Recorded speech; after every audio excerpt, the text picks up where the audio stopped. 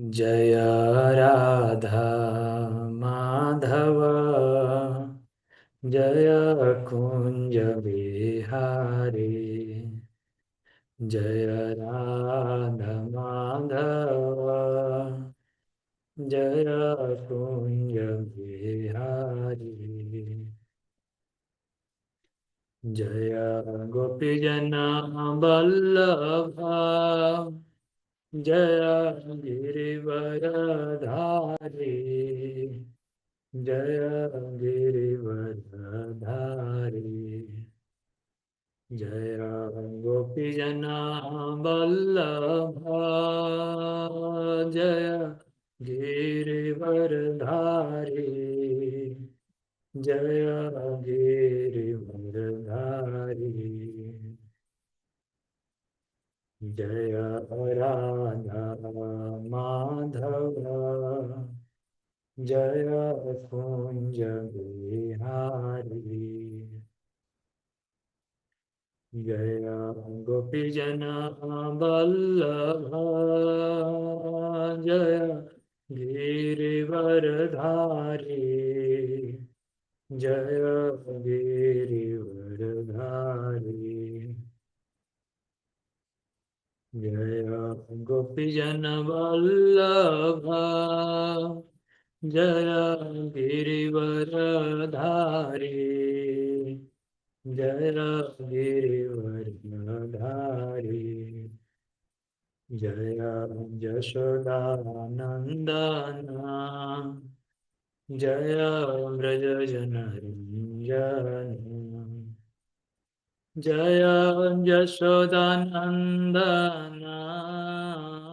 जय व्रजजनरञ्जन। जय यशोदानंदन जय व्रजजनरञ्जन। जय जमुनतीरवनचारी जय कुंज बिहारी। जय जमुनतीरवनचारी जय कुंज बिहारी। जय राधा माधव जय कुंज बिहारी। जय गोपीजन वल्लभ जय गिरिवरधारी। जय गिरिवरधारी। जय यशोदानंदन जय व्रजजनरञ्जन। जय यशोदानंदन जय व्रजजनरञ्जन। जय जमुनतीरवनचारी जय कुंज बिहारी। जय राधा माधव जय कुंज बिहारी। हरे कृष्णा कृष्णा कृष्णा हरे हरे। हरे राम राम राम हरे हरे। हरे कृष्णा कृष्णा कृष्णा हरे हरे। हरे राम राम राम हरे हरे। हरे कृष्णा कृष्णा कृष्णा हरे हरे। हरे राम राम राम हरे हरे। जय राधा माधव राधा माधव जय राधा माधव। कल चर्चा हुई थी भगवद गीता से अध्याय 7। भगवान बताए हैं रसोहम अप्सु कौन्तेय प्रभास्मि शशि सूर्ययो। भगवान कहते हैं कि मैं जल का स्वाद हूँ। जल का स्वाद का अर्थ है कि सभी वस्तुओं में स्वाद भगवान की ही कृपा से आता है। प्रभुपाद यहाँ तात्पर्य में लिखते हैं कि भगवान अपनी परा और अपरा शक्ति द्वारा सर्वव्यापी हैं।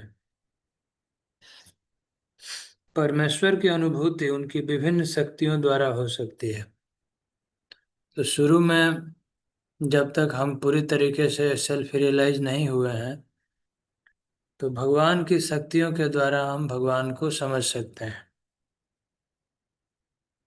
उसी को भगवान बता रहे हैं। यह प्रारंभिक अवस्था में यदि कोई जल पिए और बहुत समझदार व्यक्ति है तो वो सोच सकता है कि इस जल का स्वाद किसने बनाया है, और जो व्यक्ति बनाया है वही भगवान है। सूर्य और चंद्रमा का प्रकाश कौन व्यक्ति बनाया है? जो बनाया है वही भगवान है। तो भगवान सर्वव्यापी हैं, तो सूर्य के प्रकाश के द्वारा भी उनको अनुभव किया जा सकता है। जल का स्वाद जल का मूलभूत गुण है। ये फंडामेंटल प्रॉपर्टी है। कोई भी व्यक्ति समुद्र का जल पीना नहीं चाहता क्योंकि उसमें नमक मिला है। तो कोई भी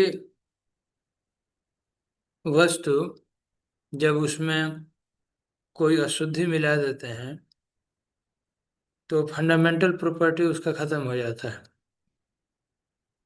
तो जल के प्रति आकर्षण, जब प्यास लगती है तो जल के प्रति आकर्षण क्यों होता है?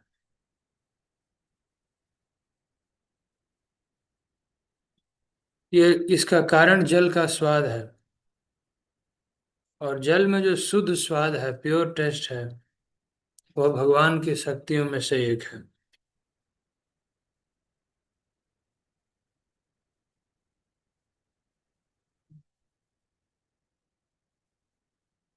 भगवान ये भी बोल रहे हैं कि मैं मनुष्यों में सामर्थ हूँ।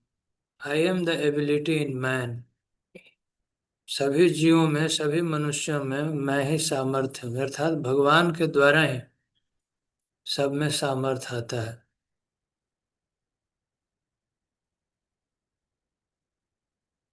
भगवान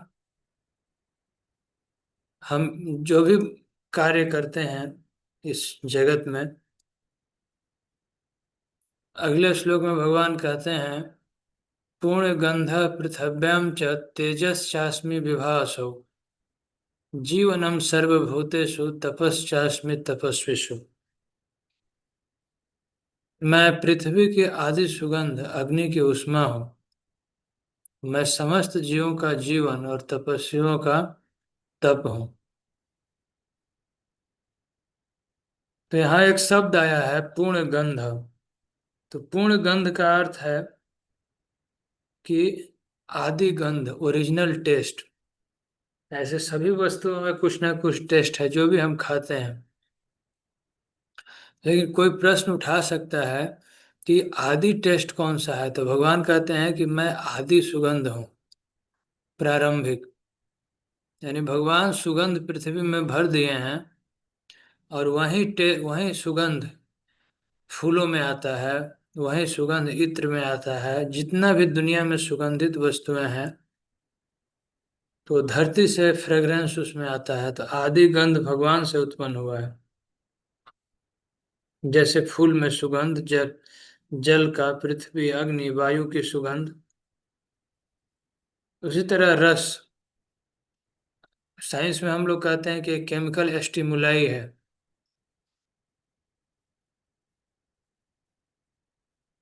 लेकिन इसका कोई मूल आदि स्रोत तो होगा, तो वह भगवान है। और अग्नि, तो अग्नि कई तरह की होती है। एक सूर्य चंद्रमा में अग्नि है, और अग्नि मतलब एनर्जी भी होता है। इस धरती पर सूर्य ही एकमात्र ऊर्जा का स्रोत है। बाकी सभी एनर्जी जितना भी है, ऊर्जा, वह सब रूपांतरित होता है, एक रूप से दूसरे रूप में ट्रांसफॉर्म होता है। फॉसिल फ्यूल जो है उसको भी हम ये नहीं कह सकते कि मनुष्य बनाया है, वो भगवान बनाते हैं। सूर्य का प्रकाश फोटोसिंथेसिस से प्लांट में जाता है, और प्लांट से उसमें एनर्जी स्टोर होता है, और वहीं दब जाता है लंबे समय। तो उसी से फिर ये फॉसिल फ्यूल बनता है, कोयला इत्यादि। और पेट्रोलियम भी आप लोग जानते हैं कि जो चीजें लंबे समय तक जीवधारी जब दब जाते हैं, तो प्रेशर कंप्रेस होकर कैसे पेट्रोलियम बनता है, तो वो भी एक ट्रांसफॉर्म्ड रूप है सूर्य के एनर्जी का। और जो भी रिन्यूएबल सोर्स बोलते हैं, नॉन रिन्यूएबल बोलते हैं, वो सब एक्चुअल सोर्स देखेंगे तो सूर्य का ही है। तो अल्टीमेटली भगवान की शक्ति से यहाँ सभी एनर्जी मिल रहा है। तो भगवान सब कुछ देते हैं, लेकिन कुछ मांगते नहीं है रिटर्न में, कोई बिल नहीं आता भगवान की तरफ से। और इस भौतिक जगत में हम सब कुछ एक्सप्लॉयट करते हैं, सब कुछ यूज करते हैं, लेकिन भगवान के लिए कृतज्ञ नहीं होते हैं। ये बड़े दुख की बात है। जो भी हम काम करते हैं, कमाते खाते हैं, हम सोचते हैं कि सब कुछ अपने लिए यूज कर लो। बहुत लोग हैं भगवान को भोग भी नहीं लगाते हैं, सोचते हैं कि ये तो हम कमाए हैं, भगवान को क्या जरूरत है। कई लोग कहते हैं कि भगवान के पास तो सब कुछ है, तो उनको सेवा की क्या जरूरत है। भगवान को सेवा की जरूरत नहीं है। ये आपके प्यूरिफिकेशन के लिए, आपके आपको आपको कृपा पाने के लिए भगवान को सेवा करना चाहिए, कृतज्ञ होना चाहिए। यह फिलॉसफी है, सिद्धांत है। हमारे पेट में भी जो जठराग्नि होती है, पाचन की ऊर्जा, वो भगवान कहते हैं कि वो मेरे ही शक्ति से आता है। जब जठराग्नि शांत हो जाती है, तो डॉक्टर लोग कहते हैं कि अपच हो गया। तो पेट में पाचन के लिए, डाइजेशन के लिए भी अग्नि आवश्यक है। और आगे कहते हैं भगवान जीवनम सर्वभूतेषु, जो चित्त कण आत्मा है, वह तो भगवान का ही अंश है, उसी के कारण जीवन है। और केवल आत्मा भी पर्याप्त नहीं है, जीवों का पालन करने के लिए भगवान परमात्मा के रूप में सबके हृदय में बैठते हैं, तब जाके हमारा जीवन चलता है। तपश्चास्मि तपस्विषु, सभी तपस्वियों का तप, भगवान कहते हैं, मेरा स्वरूप है। इसका अर्थ यह है कि हम जो भी तपस्या करें, तपस्या का वास्तविक फल भगवान ही देते हैं। कोई कहे कि हमको मेहनत किए तो उसका फल मिला, तो मेहनत का फल नहीं है वो, भगवान आपका मेहनत देख के कृपा कर दिए, एक्चुअल में भगवान दिए हैं। कोई कहे कि ये धन मैं कमाया हूं, तो नहीं, आपका कमाया हुआ नहीं है, ये आपका मेहनत से प्रसन्न होकर भगवान दिए हैं। ये सच्ची भावना है, सद्भावना है। और दुर्भावना यह है, अहंकार यह है कि यह मेरा है, यह मैंने कमाया है, यह शरीर मेरा है, इसको कहते हैं मिथ्या अहंकार। और यह शरीर भगवान ने दिया है, इसको कहते हैं सच्चा अहंकार। ट्रू ईगो, फॉल्स ईगो में सब अंतर है। आध्यात्मिक प्लेटफॉर्म और मेटेरियल प्लेटफॉर्म में ही अंतर है। ये सब चीज मनुष्य को बड़े ध्यान से समझना चाहिए। जीवनम सर्वभूतेषु, भगवान सभी में जीवन है।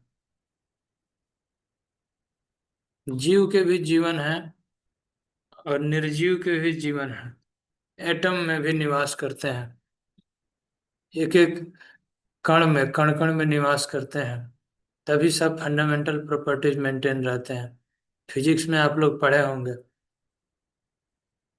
कि कैसे फिजिकल कांस्टेंट सब फाइन ट्यून रहते हैं। यहाँ तक कि आजकल के बड़े बड़े वैज्ञानिक कहते हैं कि यदि इलेक्ट्रॉन का द्रव्यमान, इलेक्ट्रॉन का मास थोड़ा भी चेंज कर दिया जाए तो अर्थ एग्जिस्ट नहीं करेगी, ये ब्लैक होल हो जाएगा। इसका अर्थ क्या है? कोई भी सोच सकता है, बुद्धिमान व्यक्ति, कि इसको किसने फाइन ट्यून किया है। इसी तरह से फिजिकल कांस्टेंट्स के वैल्यूज हैं, ग्रेविटेशनल कांस्टेंट, और भी बहुत सारी चीजें हैं साइंस में। तो कोई व्यक्ति है इसके पीछे जो सब करता है, जिसकी शक्ति से, जिसके दिमाग से ये पूरा संसार इतने बढ़िया से चल रहा है।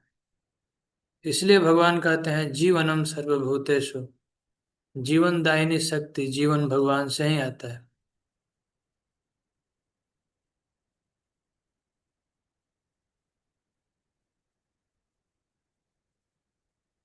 तपस्वियों का तप मैं हूँ। जो भी हम तपस्या करते हैं, मेहनत करते हैं, उसका फल भगवान देते हैं। तो भौतिक प्रकृति के सृजन का क्रम यह है कि भगवान की बहिरंगा शक्ति से, एक्सटर्नल पोटेंसी से इस भौतिक जगत की सृष्टि होती है। उसमें महत तत्व, महत तत्व का अर्थ है कि आदि तत्व, जो भगवान से भौतिक तत्व उत्पन्न होता है, वह मुख्य है। और उससे पंच महाभूत की सृष्टि होती है। पंच महाभूत कल चर्चा हुई थी, भूमि, जल, अग्नि, वायु और आकाश। तो इन पांच चीजों से पंच महाभूत बनता है। इसी का परमुटेशन कॉम्बिनेशन समस्त शरीर में है। जितना रूप हम देखते हैं धरती पर, जितना भी फॉर्म लिविंग एंटिटी का, यदि कल बताया था मैंने कि यदि कोई चीज सॉलिड है तो उसमें अर्थ कंपोनेंट ज्यादा है, लिक्विड है तो उसमें वाटर ज्यादा है, गर्म है तो उसमें अग्नि ज्यादा है, हवा में तैरता है, हल्का है तो उसमें एयर ज्यादा है, आकाश ज्यादा है। तो इस तरह इसी का परमुटेशन कॉम्बिनेशन है। जितने जलचर जीव हैं, मछली इत्यादि, सांप, तो उनका शरीर जलमय होता है, और मनुष्य का शरीर भूमिमय है। इसलिए चूंकि अर्थ कंपोनेंट सबसे ज्यादा है, तो इसलिए लोग कहते भी हैं गांव में कि मिट्टी का शरीर है, मिट्टी में मिल जाएगा। लेकिन केवल मिट्टी से नहीं बना है, पांचों तत्वों से बना है। उसमें मिट्टी प्रधान है, भूमि प्रधान है। उसी तरह देवताओं का जो शरीर है, ऊपर के लोकों में जो देवता रहते हैं, तो उनमें आकाश कंपोनेंट बहुत ज्यादा है, आकाश डोमिनेंट है। इसलिए देवता धरती पर नहीं उतरते हैं। और जो हवा में उड़ने वाले पक्षी हैं, इस तरह से सबका अलग अलग शरीर है। शिला प्रभुपाद बताए हैं, और शास्त्रों में भी है, कि अग्निदेव की प्रधानता सूर्य आदि लोकों में है। तो सूर्य लोक पर भी शास्त्रों के अनुसार जीवन है। वहाँ एक राजा है, उनका नाम है विवस्वान। सूर्य देव वहाँ के राजा हैं, विवस्वान। वहाँ भी लोग हैं, जीव हैं। वहाँ भी लिविंग एंटिटी है, आत्माएं हैं। तो आत्मा तो अग्नि से जलती नहीं है, तो आत्मा वहाँ भी है। परंतु उनका जो शरीर है वह अग्निमय है, फायरी बॉडी है। तो जिस प्लानेट पर हम, यदि दूसरे प्लानेट पर जाना चाहते हैं, आजकल के वैज्ञानिक चाहते हैं कि हम एक प्लानेट से दूसरे प्लानेट पर चले जाएं, तो दूसरे प्लानेट पर जाने के लिए वहां का शरीर होना चाहिए। इस शरीर में आप नहीं जा सकते, सस्टेन नहीं कर पाएंगे। कोई अर्थली बॉडी में चाहे कि हम फायरी बॉडी में घुस जाएं, वाटरी बॉडी में घुस जाएं, तो नहीं हो सकता। आत्मा को तो कुछ नहीं होगा, लेकिन शरीर सस्टेन नहीं करेगा। तो ये सब भगवान की व्यवस्था है, और बहुत सिस्टमेटिक। एकांशिनो स्थितो जगत, भगवान के शक्ति से यह पूरा संसार चलता है। नित्यो नित्यानाम चेतनस चेतनानाम, एको बहुनाम यो विदधाति कामाम। कठोपनिषद में बताया गया है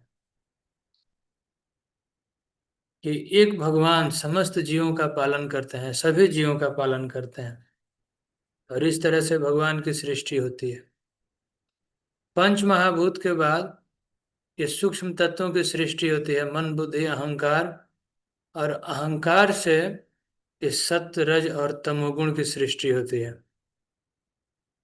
तो इसमें जब हम अपने आप को आइडेंटिफाई करते हैं, यानी भगवान को जब भूलते हैं, जीव जब स्पिरिचुअल प्लेटफॉर्म से गिर के मेटेरियल प्लेटफॉर्म में आ जाता है, माया में फंसता है, तो उस समय वह ऐसा मन में अभिमान कर लेता है, सोच लेता है कि मैं यह शरीर हूँ, आत्मा को भूल जाता है।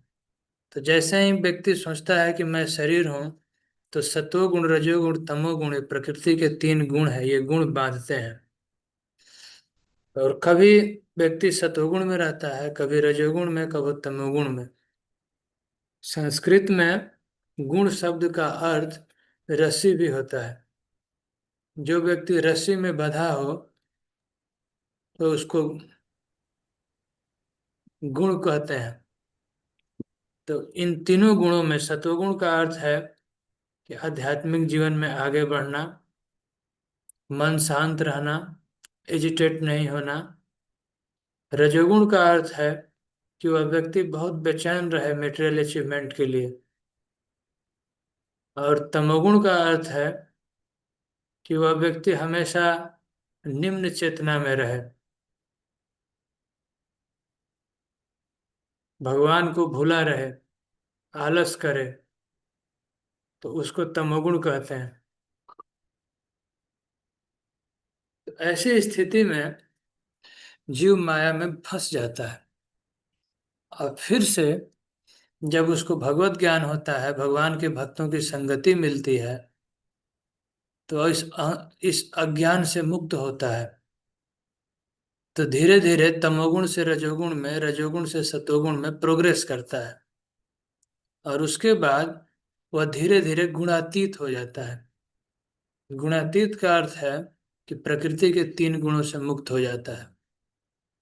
और यहाँ जो हमने बताया कि अर्थ वाटर फायर एयर और ईथर, भूमि जल अग्नि हवा आकाश जब उत्पन्न होते हैं पंच महाभूत, तो इनसे फिर ऑब्जेक्ट ऑफ सेंसेज की सृष्टि होती है। यानी आकाश से शब्द बनता है, हवा से स्पर्श, अग्नि से रूप, जल से रस, और भूमि में गंध। ये भी भगवान की शक्ति ही है, लेकिन सृष्टि का क्रम ऐसा ही है, सीक्वेंस ऐसा ही है कि स्काई कंपोनेंट से साउंड बनता है। हम जो भी बोलते हैं, शब्द निकालते हैं, आवाज देते हैं, तो यह शब्द आकाश से उत्पन्न हुआ है। और प्रणव शब्द ओमकार प्रारंभ में भगवान से उत्पन्न है, वही आदि शब्द है, ओरिजिनल। उसी से सभी स्वर व्यंजन, सभी सब भावेल कंसोनेंट, सभी शब्दों की सृष्टि हुई है आकाश एलिमेंट से। और एयर से स्पर्श यानी टच का सेंसेशन आता है। अग्नि से रूप, अग्नि अगर किसी भी ऑब्जेक्ट में, किसी भी वस्तु में अ, रूप है, रूप का अर्थ है कि जनरली सॉलिड ऑब्जेक्ट जो फॉर्म, जिनका फॉर्म होता है, लिक्विड फ्लूइड में तो फॉर्मलेस होता है, तो उसमें फायर कंपोनेंट है तभी रूप धारण करते हैं। और रस, रस का तो हम अनुभव कर सकते हैं क्योंकि हमारे पास वो इंद्रियां हैं, ज्ञान इंद्रियां। तो रस जल से उत्पन्न होता है। स्वाद, जल विविध मात्रा में, अलग अलग मात्रा में जब गंध के साथ मिलता है, तो टेस्ट और फ्लेवर, ये दो चीज बनते हैं, स्वाद और सुगंध। ये जल और भूमि से रस और गंध के मिश्रण से बनते हैं। और इसके बाद भगवान ज्ञानेंद्रियां और कर्मेंद्रियों की सृष्टि करते हैं माया शक्ति के द्वारा। तो इस प्रकार मनुष्य का शरीर सूक्ष्म और स्थूल, ग्रॉस और सटल सेंसेज की सृष्टि होती है। और फिर इसमें जब भगवान का चित्त कण आत्मा प्रवेश करता है तो जीवन की सृष्टि होती है, जीवन बनता है। अगले श्लोक में भगवान कहते हैं, बलम बलवताम चाहम काम राग विवर्जितम धर्म अविरुद्ध भूतेषु कामो अस्मि भरतर्षभ। मैं बलवानों का कामनाओं और इच्छा से रहित बल हूँ। बलम बलवताम चाहम, बलम बलवताम चाहम, समस्त बलवानों का बल मैं हूँ। बहुत इंपॉर्टेंट बात है। बलम बलवताम चाहम, भगवान कहते हैं कि समस्त बलवानों का बल मैं हूँ। काम राग विवर्जितम, और कामनाओं और इच्छा से रहित। भगवान में कोई कामना नहीं है, कोई इच्छा नहीं है। तो यदि भगवान के द्वारा दिया गया बल सभी बलवानों में है, तो जो लोग बलवान हैं, जिनके पास बल है, उन्हें चाहिए कि वह दुर्बल व्यक्ति की रक्षा करें।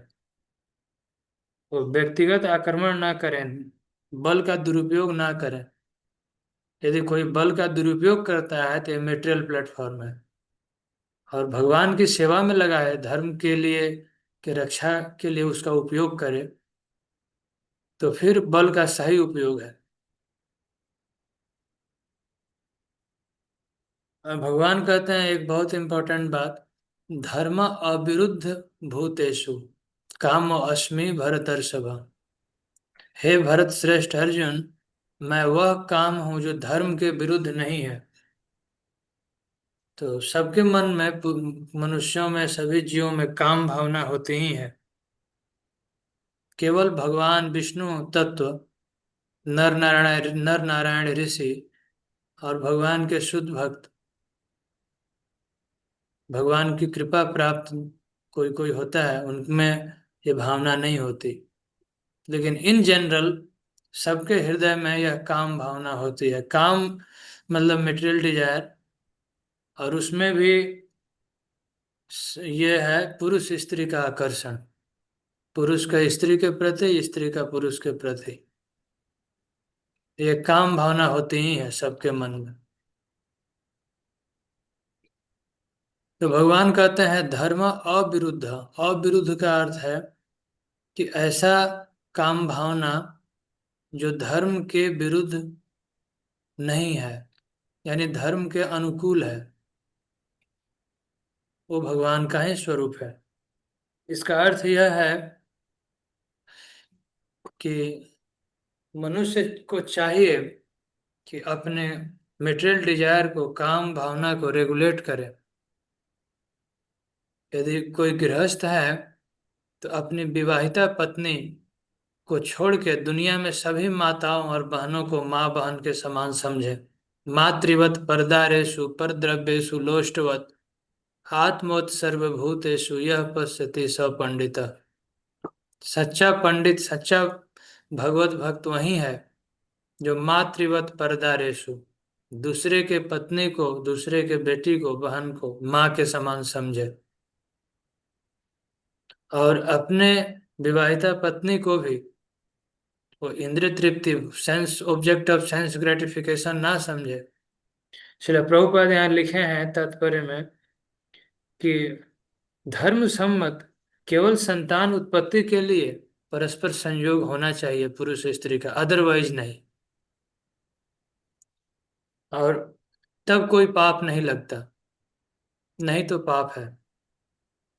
और माता पिता का उत्तरदायित्व है कि जब वे संतान उत्पत्ति करते हैं, बच्चे हो जाते हैं, तो इस काम भावना का उपयोग करके बच्चे प्रकट हो जाते हैं इस भौतिक जगत में, तो उन बच्चों को भगवत भक्त बनाएं, अच्छे संस्कार दें, भगवान की सेवा में लगाएं, तो फिर इसका सही उपयोग है।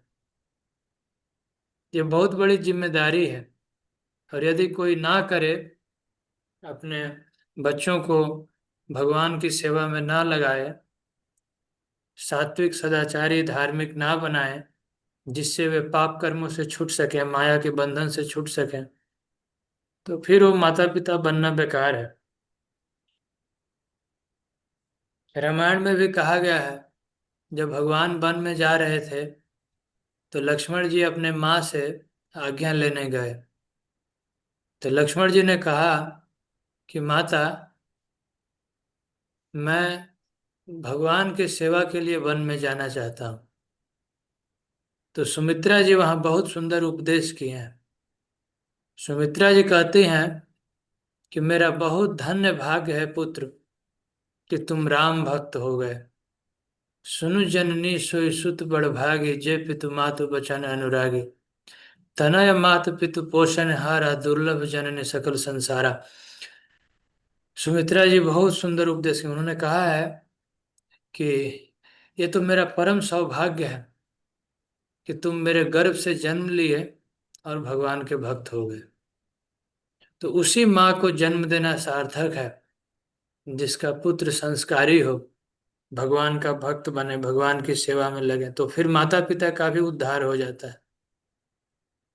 और यदि पुत्र को ठीक से शिक्षा ना दिया जाए, वो भगवत भक्त ना बने और पाप कर्मों में लगे, तो फिर उसका रिएक्शन माता पिता को भी मिलता है, क्योंकि उनका उत्तरदायित्व था।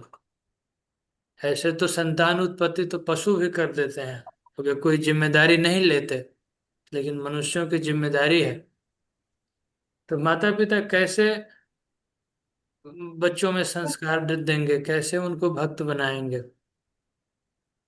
वे अपने आप तो कर नहीं सकते, क्योंकि खुद स्वयं भगवत गीता पढ़े नहीं। आजकल तो ऐसे ही है कि बचपन घर से, घर में संस्कार नहीं मिलता, और स्कूल कॉलेज में भी नहीं सिखाया जाता है। स्कूल कॉलेज यूनिवर्सिटी में तो जाके बच्चे बिगड़ जाते हैं। तो बच्चे कहाँ से सीखेंगे? तो श्रील प्रभुपाद जी कहते हैं कि माता पिता का कर्तव्य है कि अपने बच्चों को, ऐसे जो भगवान के सच्चे भक्त हैं, सरल हैं, आध्यात्मिक जीवन में आगे बढ़े हैं, तो ऐसे गुरु के पास भेजना चाहिए गुरुकुल में, ताकि वो बचपन से ही उनमें ऐसे संस्कार बने कि पाप में उनका मन नहीं जाए। आगे भगवान कहते हैं कि जे चैवम सात्विका भावा, राजस तामस सास्य ये, मत एवेति तान विद्धि न त्वम त्वहम तेषु ते मयि। तुम जान लो, मेरी शक्ति द्वारा सारे गुण प्रकट होते हैं, चाहे सतोगुण रजोगुण या तमोगुण हो, फिर भी मैं सब तरह से स्वतंत्र हूँ। भगवान अपनी शक्ति से इस भौतिक जगत की सृष्टि करते हैं, लेकिन फिर भी भगवान स्वतंत्र हैं। जैसे कोई गवर्नमेंट यदि जेल कंस्ट्रक्शन करे, जेल में सारी सुविधाएं बनाए, तो इसका मतलब ये नहीं है कि अब गवर्नमेंट, राजा भी आके जेल में रहेगा, ऐसा नहीं है। उसी तरह भगवान इस माया से जो बद्ध जीव हैं, जो भगवान को भूले हैं, आज्ञाकारी नहीं है, इंडिपेंडेंट है, डिसोबीडियंट है, मनमाना आचरण करते हैं, पाप करते हैं, तो उनके लिए ये भौतिक जगत बनाया गया है जहाँ कष्ट की व्यवस्था है, सब कुछ टेम्परेरी है। कितना भी स्ट्रगल कीजिए, सुखी नहीं हो पाते हैं। तो भगवान ये सब बनाते हैं और फिर भी भगवान स्वतंत्र रहते हैं। कहते हैं मैं प्रकृति के गुणों के अधीन नहीं हूँ। भगवान पाप और पुण्य से परे हैं, पाप और पुण्य से परे हैं। उनको कोई कर्मों के फल नहीं लगते, ना ही कोई कष्ट भुगतना पड़ता है। फिर भी भगवान जब इस भौतिक जगत में आते हैं तो यह शिक्षा देते हैं। कभी कभी भगवान स्वीकार करते हैं, बाहर से लगता है कि भगवान भी रो रहे हैं, भगवान को भी कुछ कष्ट हो रहा है। ये सब शिक्षा है। भगवान मनुष्यों को आचरण करके दिखाते हैं कि देखो, आइडियल बिहेवियर ऐसे होना चाहिए, तुम भी ऐसे ही करो। तो भगवान जब इस तरह से आचरण करते हैं तो कभी कभी मनुष्य, साधारण मनुष्य मोह से ग्रस्त हो जाते हैं। तो भगवान कहते हैं कि तीन गुणों के द्वारा मोहग्रस्त यह संसार मुझ गुणातीत और अविनाशी को नहीं जानता। भगवान वैसे गुणातीत हैं, प्रकृति के तीनों गुणों से पार हैं, लेकिन फिर भी साधारण मनुष्य यही सोच लेता है कि ये भी माया में फंसते होंगे, ये भी कष्ट उठाते हैं, भगवान को भी तो कई लोग ऐसा इंटरप्रेट करते हैं, कहते भी हैं कि भगवान को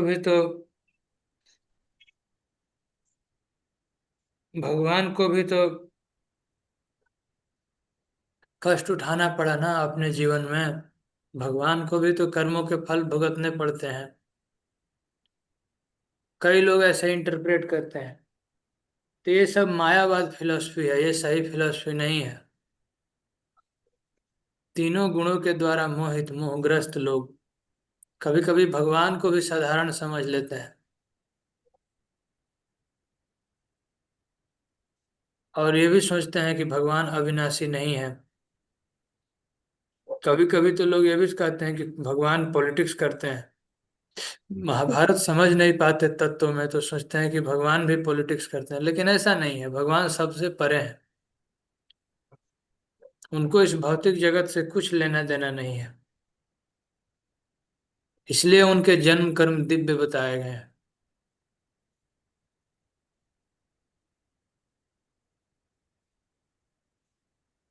दैवी ही ऐसा गुणमयी मम माया दुरत्या मामेव जे प्रपद्यन्ते माया में ताम तरंति थे।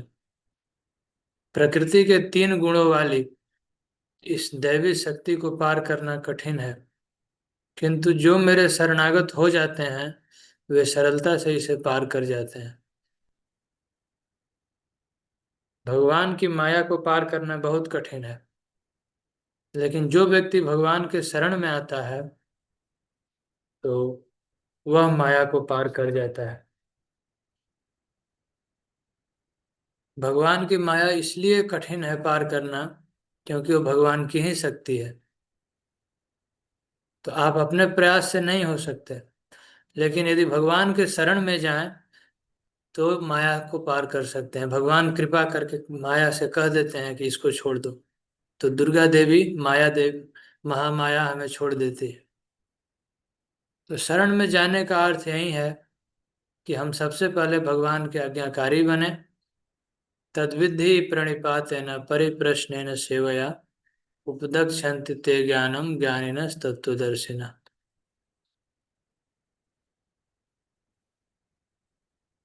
भगवान के तत्वदर्शी भक्त, एक सच्चे साधु भगवत भक्त जो भक्ति का रहस्य जानते हैं, उनके पास जाके जिज्ञासा करना चाहिए और भगवत भक्ति की शिक्षा लेनी चाहिए और फिर उसी अनुसार आचरण करना चाहिए। तो यही शरणागति है। तो शरणागति के बारे में और माया से कैसे मुक्त होते हैं इसके बारे में फिर कल चर्चा होगी। जय श्रील प्रभुपाद। भगवत वाणी भगवत गीता की जय।